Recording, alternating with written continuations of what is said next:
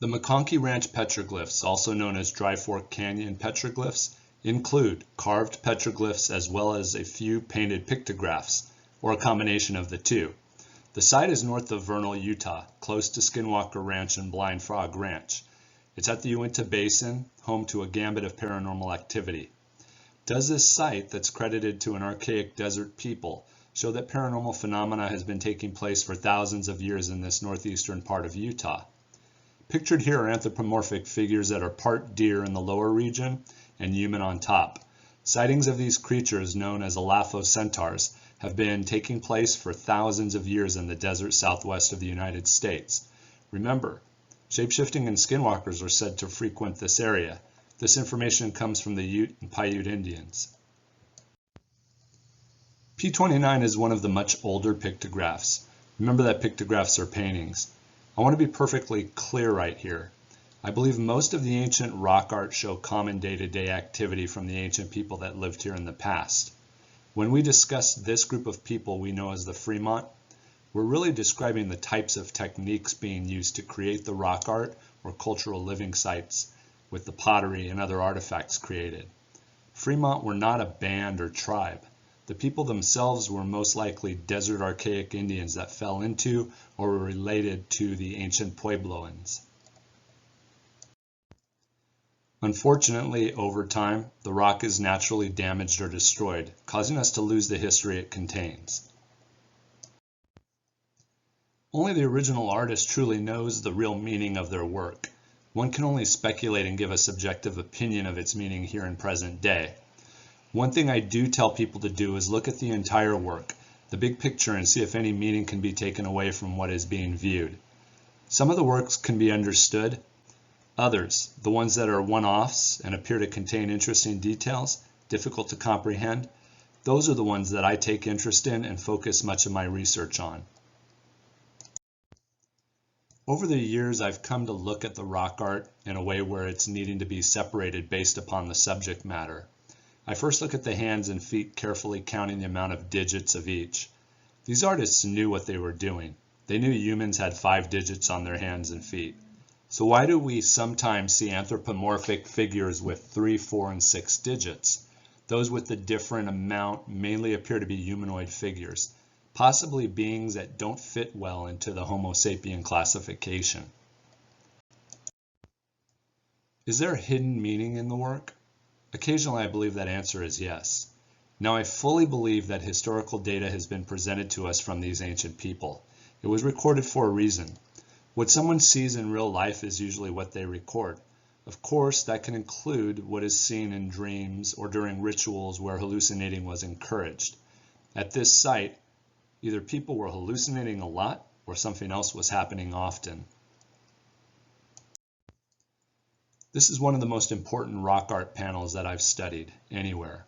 I fully believe that what I'm standing in front of is documented history of a tribe of people of large stature. If you want to call it what it is, giants. Some of the anthropomorphic figures have 6 digits on each hand, just like what is said about giants in the Bible. The same figures also have massively large feet carved into them. They're also headhunters. I believe 2 groups of these tall-statured people or groups existed. They appear to not have got along well with each other, as many are seen carrying decapitated heads, some bleeding or appearing to still be crying. The tunics worn on the front of the figures are where I've produced this conclusion. One faction had the epsilon figure tunics, and the other had 2 rectangles slanted at each shoulder. We almost always see the upper torsos with a trapezoidal shape to them. This is one detail that is a feature of the Fremont culture.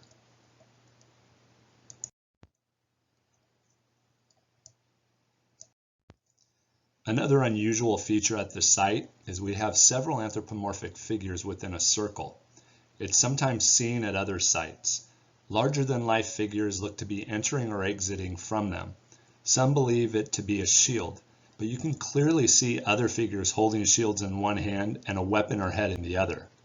Why then are these more important characters inside the circle?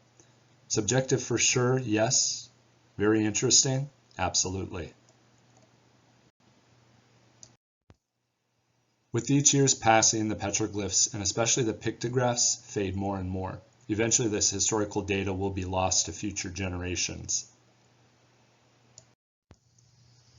These two figures are wearing strange headgear for a desert archaic tribe or band. Strange was apparently common in the past for the Uinta Basin. Other anthropomorphic figures are located around these two figures. Those around it look to be humans. Some are wearing intricate headdresses that have attached antlers or horns. They contain the proper number of fingers and toes to qualify as the average human being. They seem to be carrying out everyday tasks, just not what we have here. Some of the oldest carvings and paintings tend to be the most unusual found in the rock art. This one is an abstract carving. If you look closely, it almost seems to be an anthropomorphic figure forming inside a circle, possibly a doorway or portalway. But it appears that anthropologists will always label it and see it as abstract feature P38. Remember, anthropologists believe the one-offs are best to forget about and not discuss. When discussing portals and passageways to the unknown or otherly worlds with current Native Americans, I'm told that occasionally they're represented as abstract circles or concentric circles. So of course this location had my imagination amped up into high gear. Those same Native Americans state that a change in frequency and vibration are required to make what you see here occur. Location appears to be key to portal formation. Meditation, prayer, and fasting also required. Musical instrument and vocal chanting are the last in that formula. Was this to monitor something in the sky, something to track time? It's very similar to what ancient Stonehenge looked like. The site was important to many generations of people living in northeastern Utah in the past. The glyphs cover approximately 1,400 years. This dating came from anthropologists matching organic materials found at cultural sites in the area of the petroglyphs. The glyphs themselves cannot be dated. Organic material in the paints used to make the pictographs can be used for carbon-14 dating. However, they're not, as this would destroy the ancient art.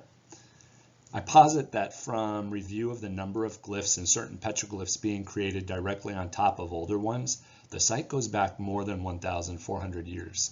Soon, I believe we'll see a change in dating these sites that moves occupation and creation back even further into the past. There are multiple spiral rock carvings found at McConkie Ranch.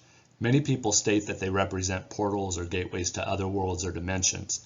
I don't believe this is correct. There are actual portal glyphs found throughout the desert Southwest and rest of the world that carry that meaning. One of those is found not too far from this site at McKee Spring Petroglyphs in Dinosaur National Monument. I believe this symbol had other meanings and would require it be taken into context with the other carvings around it to figure out. Now here is where one must consider alternatives to what they think they're viewing. I believe these carvings are script, a form of ancient writing. I believe they're similar to a combination of Mayan and Old Ogham script. They form patterns which appear to contain meaning. A number system is part of the peckings. The system follows the Mayan rules. Ogham script can also be found at other locations of the rock walls. But how and why is it here? Was it purposely hidden as a code? Who was it intended for? What were those people supposed to know about the area? If this is true, imagine the implications of being able to decipher the meaning. Will it provide clues to the phenomena occurring at the Uinta Basin? Will it provide answers to who these people making the glyphs were and where they went? Not a smiley face, no, this is a form of account, a number system. Is there a hidden message staring back at us in the rock art? Look closely and see past the obvious.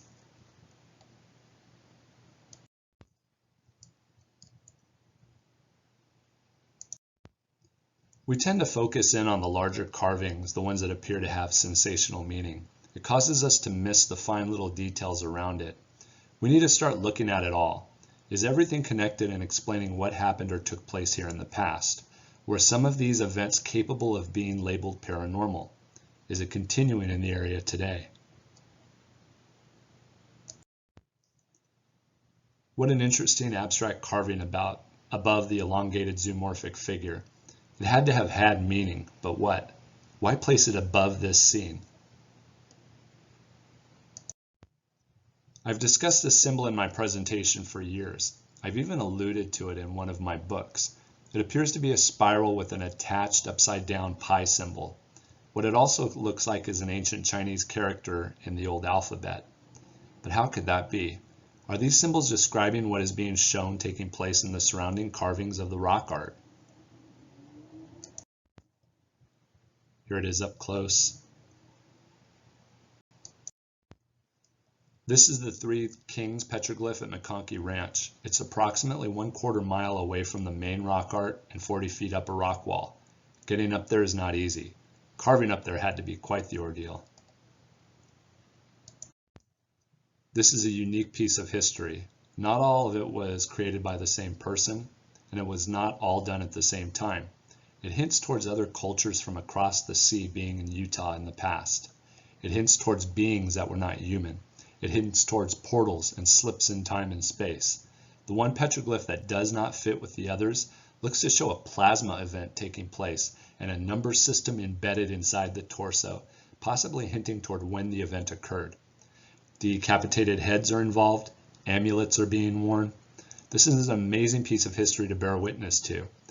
Complete speculation on my part, but remember, I've been investigating this site for a long period of time.